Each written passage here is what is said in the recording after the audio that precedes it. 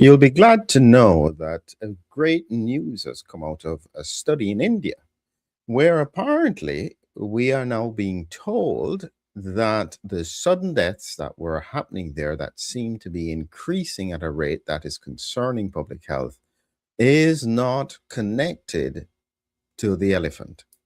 If you have been following my channel, you'll know exactly what I mean. I'm very cautious with what I say these days because censorship still exists. But let me explain what happened. And I'll take you through some of the points in the paper. I'll show you the news headlines. And at the end, I'm going to share with you my recent made music video. I shared it earlier, but a lot of people probably haven't seen it. So at the end, I will play this video about pulmonary hypertension as I realize this may be a way to get important points across. But let's get back to the story here. So this is what caught my attention. There was a story here. This is in India, NDTV. COVID vaccines safe, no link to young adult deaths. The AIMS study, and it was a year-long autopsy-based study conducted by AIMS in New Delhi.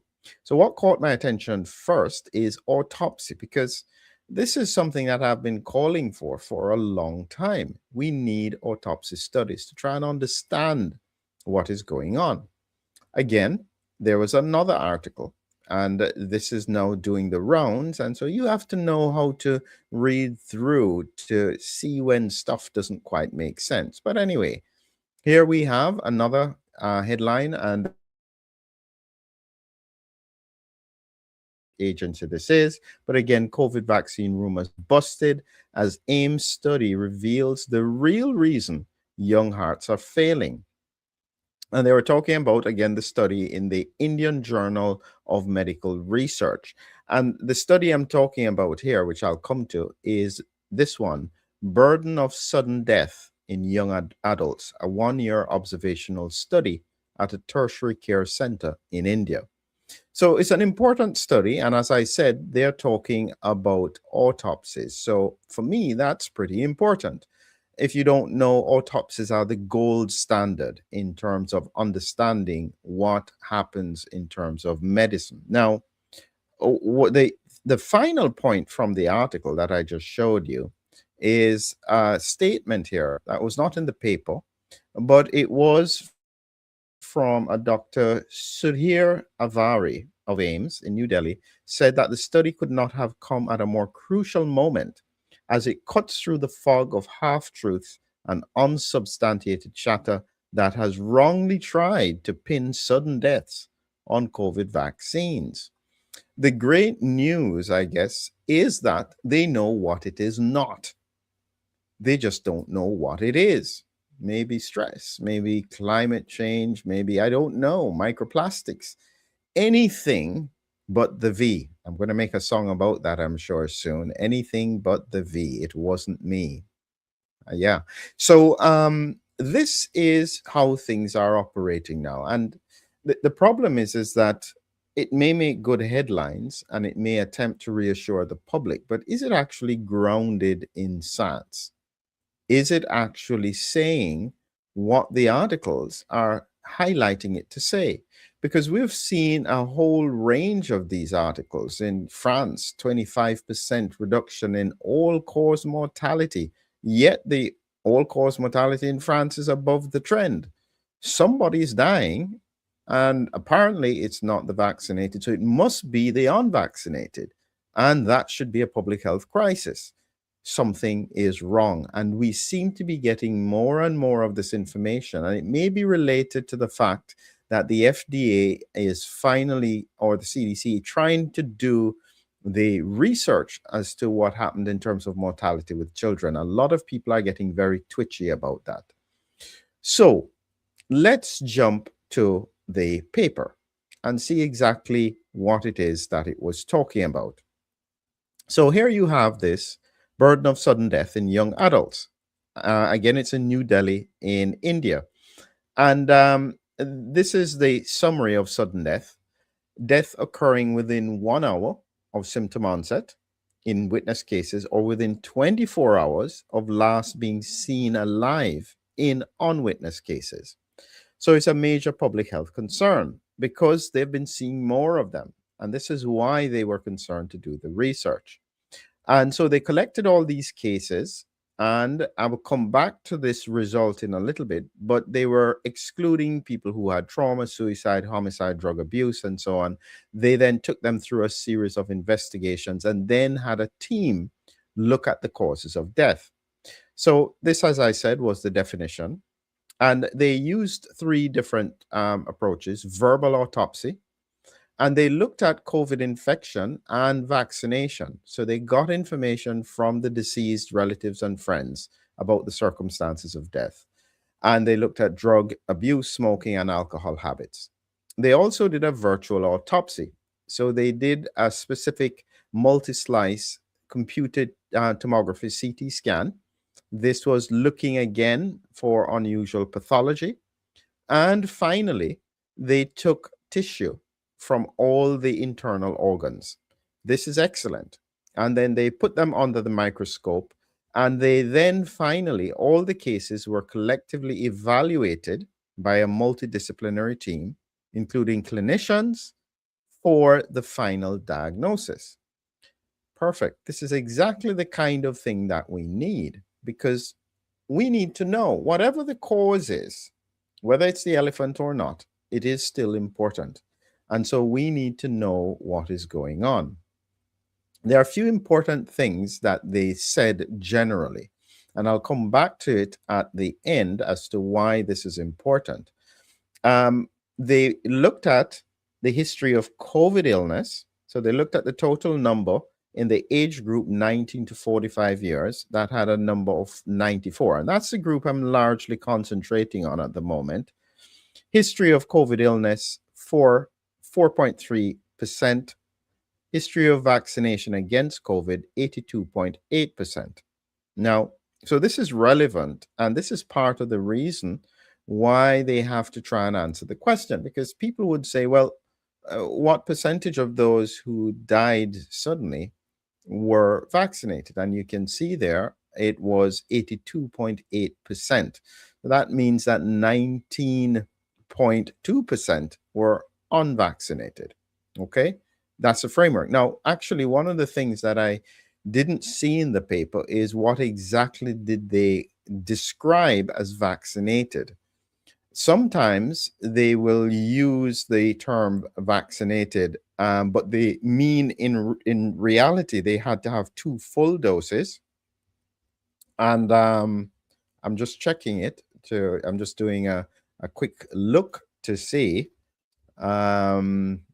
exactly whether or not they specified what they meant with regards to vaccination status. So sometimes they will do that to mean that they had the full doses as opposed to any dose.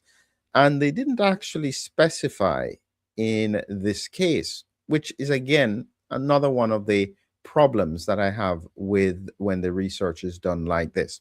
But let's get back to the paper.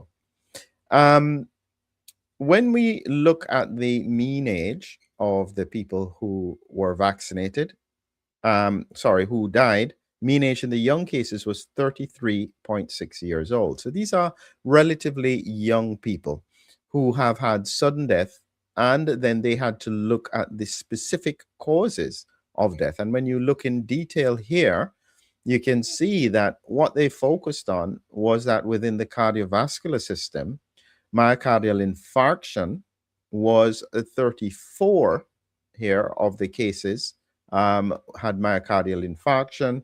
So 40 in total, 34 or 85% of them had a myocardial infarction as the primary cardiac cause of death. And they had a few who had an enlarged heart, hypertrophic cardiomyopathy. This one here had some tiny microscopic infarcts that we thought was congenital. There was some infective endocarditis, just 2 cases. There are a number of other cases with regards to the lungs, pulmonary system, pneumonia, asphyxia. There was gastrointestinal system, and so on. But what you have to look at here is this bit. And actually, when I look at this here, this is very important. Sudden unexplained death or negative autopsy. This is the bit that is very important. 21.3% of them had a negative unexplained death or negative autopsy. This is important. Now, in order to understand why that's important, you then have to understand what causes sudden death in a young person. And the principles are that if it's anything outside of the heart, you can usually see it on autopsy. So if somebody had, they were young and they had a massive dissection of the aorta, the CT scan would pick it up. If they had a massive brain bleed, the CT scan would pick it up. If they had a massive pulmonary embolus, the autopsy would pick that up. You'd see a big clot in the lungs, in the lung arteries on autopsy. So you're then left with cardiac causes of sudden death. Okay.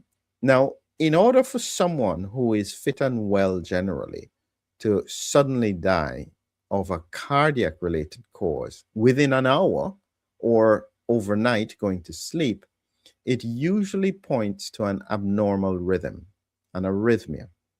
And one of the problems that has been coming up is this question about fibrotic changes in the heart, microscopic microscars found by the Japanese, never been seen before. And the presumption is that these are little focal areas of myocarditis, which then become scarred and can trigger abnormal rhythms. So I've got a few slides here just to show you, to help you to understand what I think is happening here. And the details here are important for you to get in order to see why I would challenge their reassurance that there is nothing to see here. So when we look at this principle of microscarring, this is my description as to what it would look like. Now, these scars are big because they are tiny, they're microscopic. You can only see them on a microscope. But this is showing you the heart and kind of pointing out that you would have these tiny microscars that would show fibrosis in the heart. Then this is probably a better image, but again, these spots will be too big.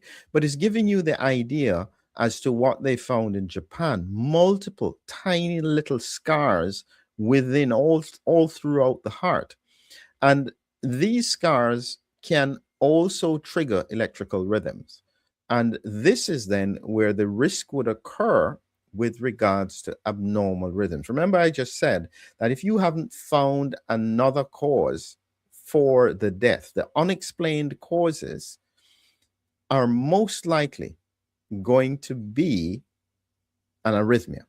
And what that looks like is just again an image here. This is a normal ECG where you have the P waves, the QRS complex, and then the T waves. This is one heartbeat, so to speak. It would call one pulse. You'd feel the pulse bound once for all of this. This is where the ventricles contract. And this is normal. And what you have to understand is then what is abnormal in this picture. So the most likely rhythm is going to be what we call ventricular fibrillation. And what that would look like is something like this, where the heart is going along normally, and then suddenly it has an abnormal rhythm. And the problem with this electrical rhythm is that the heart can't pump effectively. It just literally is twitching. And this is what then causes a collapse. And if they aren't shocked out of it or come out of it on their own, the person who goes into ventricular fibrillation could then die suddenly. So, takes us back to the point of the paper. As I said, I know this is where we have to be careful with regards to what is being said. So, you have to look carefully at what the paper actually said. When they looked at sudden deaths in the young, cardiovascular system cases constituted the most common cause of death. That's the myocardial infarctions. They have found that on autopsy, the damage to the heart and the blocked blood vessels. Sudden unexplained deaths, negative autopsy, in which detailed gross and microscopic examination of all the organs did not reveal any significant pathology, was observed in 21.3%. 1 in 5 died with no clear cause. Okay?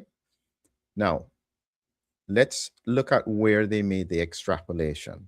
And this is, again, an important point. I'll just highlight again here from the paper the higher incidence of young coronary artery disease related deaths observed in the present study is particularly concerning and remains under documented in the Indian context.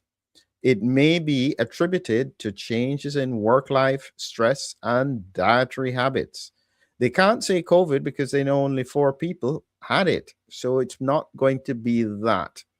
So, what they have found in their mind is that they have excluded. Now, this is that, follow carefully now. Remember what the paper said. Before I show you this bit here, I'm going to show you how it works with regards to the narrative that will be in the newspapers around you. So this is why you have to look. So again, when you look at the newspaper or the articles in the news, COVID vaccine safe, no link to adult deaths. That's the AIM study. In this one, they've said COVID vaccine rumors busted as the AIM study reveals the real reason young hearts are failing. Okay, good. So this is what they have been saying. Now look carefully at what they actually said in the paper. The present study did not find any significant correlation between COVID-related history or vaccination status. Okay? This is what they have taken to mean there is no connection. Now, where are the gaps? The first big gap is, as I said, they didn't specify what they meant by vaccination. Is it 2 doses beyond 14 days, or do they mean any dose of a vaccine? Very important differentiation. 1. 2, when we look at the 20% who had unexplained deaths, they didn't specify their vaccination status. That to me is a problem because that is exactly the cohort. Your natural assumption would be that 80% of them, that 16 of them, were vaccinated and 4 weren't, because it's 80% that were vaccinated. But suppose you find that 20 of the 20 were vaccinated and none were unvaccinated, or 1 was unvaccinated. That to me would be a much stronger correlate that would make it harder to say it was not the vaccine. And they should have, I think they should have detailed that in the paper. But as you can see from what the lead researcher said, he's already defending the narrative. He's not looking objectively at it. He is saying that it's misinformation to talk about the link. So what that means to me is that he tends to be biased in his natural position. So he is trying to prove it is safe. And as a result, inadvertently may leave out critical pieces of information, because I think that in the unexplained cohort, the 20 who died for which they don't know why, and it probably was an arrhythmia. The other thing I'd have wanted was to see if they found multiple microscars on histology. Most likely it was an arrhythmia. Were they all vaccinated? Important point. And so that reassurance doesn't make sense to me. And this is where we are now, is that we are not, I don't know if we can ever get true clarity, because there are now multiple camps that you have. On one side, people who think it's all related to the vaccine, and on the other side, people who think there is no connection, and left in the middle, everybody else is silent. So we are not making any progress.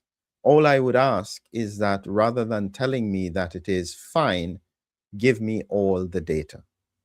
Let me look at it. Let me review it.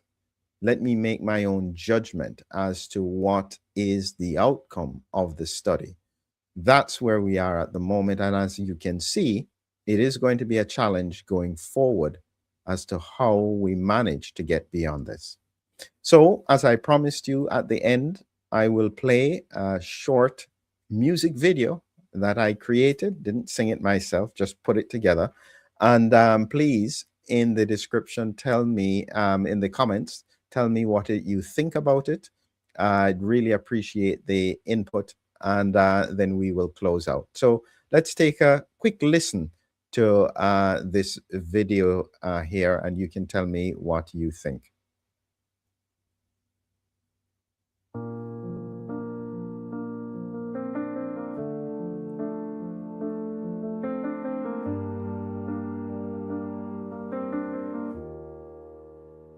I'm breathless walking up the stairs. They say I'm fine, but I'm not there.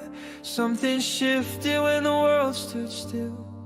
Now my heart's pushing uphill. All the tests say I'm okay, but I know something's changed.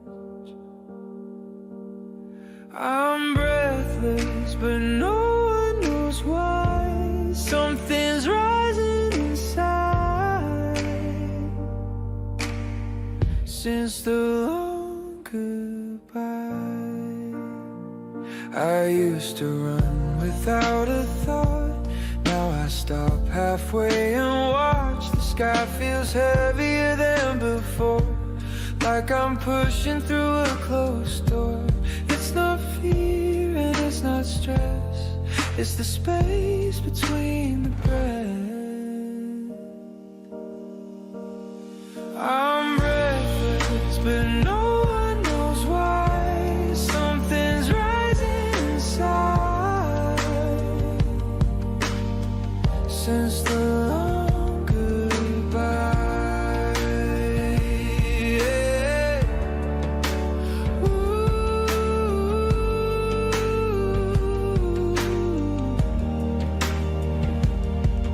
Invisible pressure, no warning signs, a quiet way, drawing the line. I'm breathless, still standing here, listening closer, before it's too late.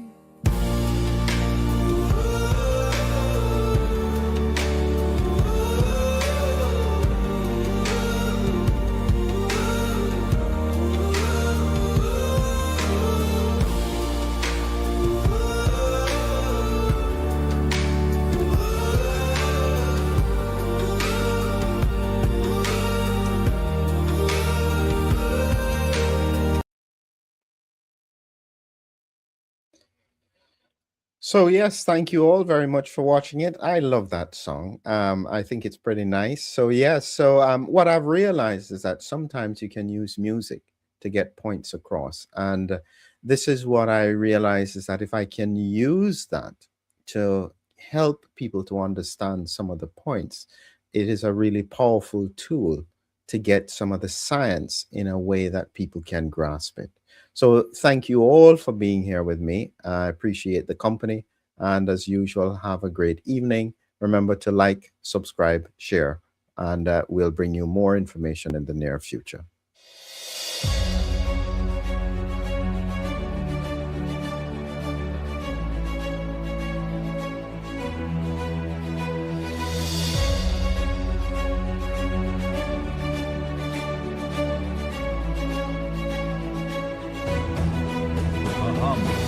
A hero, an immune adventure. Humming Heroes, your lyrical guide to the body's defenders. Now on Amazon. Check the links below.